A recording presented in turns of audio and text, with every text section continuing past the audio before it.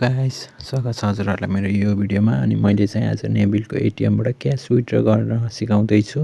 हजुरले चाहिँ कसरी क्यास विथड्र गर्न सक्नुहुन्छ भनेर। अनि हजुरहरूसँग चाहिँ एटिएम कार्ड हुनुपर्छ। अनि भइसकेपछि यो सिम जस्तो देखिएको छ नि, यसलाई चाहिँ यो हरियो बोलेको बत्ती भित्र हालिदिने।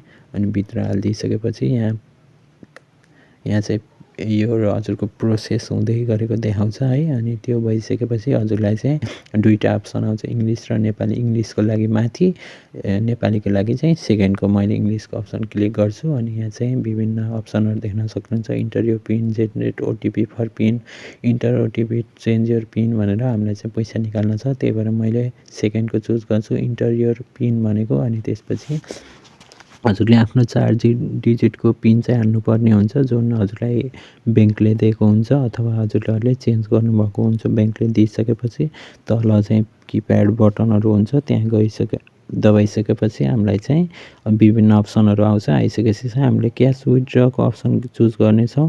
अरूहरूको चाहिँ मैले बाँकीको भिडियो अरूमा हाल्नेछु। अनि त्यसपछि सेकेन्डको अप्सन क्यास विथड्र गरिसकेपछि चाहिँ अब मेरो चाहिँ सेभिङ एकाउन्ट भएको हुनाले मैले पहिलो जो गर्छु, हजुरहरूको करेन्ट एकाउन्ट छ भने करेन्ट सेकेन्डको गर्ने, होइन क्रेडिट एकाउन्ट हो भने थर्डको गर्ने। अनि हजुरहरूले यो गल्ती चाहिँ नगर्नु होला। जस्तै हेर्नु, मैले सुरुमा चाहिँ 1500 हालेँ। अनि 1500 हाल्दै गर्दाखेरि चाहिँ करेक्सन भन्ने त्यो सेकेन्ड, त्यो भनेको चाहिँ मिलाउन मिल्ने। यदि हामीबाट केही मिस्टेक भएको छ भने पैसा हाल्दाखेरि सेकेन्डको बटन दबाइदिने।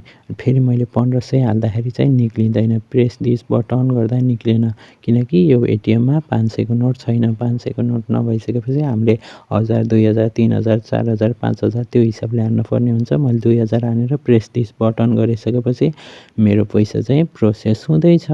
अनि प्रोसेस हुँदैछ अनि हजुरहरूले देख्न सक्नुहुन्छ। अनि त यो तल किप्याडभन्दा साइडमा चाहिँ जहाँ मैले अहिले हालेको थिएँ, एटिएम कार्ड हालेको थिएँ, त्यहाँ चाहिँ मेरो पैसा आउने बेलामा चाहिँ कार्ड निकाल भनेर हजुरले यो बत्ती बोल्छ अथवा हजुरहरूलाई सिग्नल दिन्छ। त्यो भइसकेपछि कार्ड निकाल्नुहोस्, कार्ड निकालेर राख्नुहोस्। अनि राखिसकेपछि हजुरहरूको पैसा झरर मेसिनले गर्न थाल्छ, गरेर अनि निक्लिन्छ। अनि पैसा लिनुहोस्, हजुरहरूको सक्सेस भयो। म अरू हरेक कुराहरू फास्ट क्यास विथड्र हरेक कुराहरू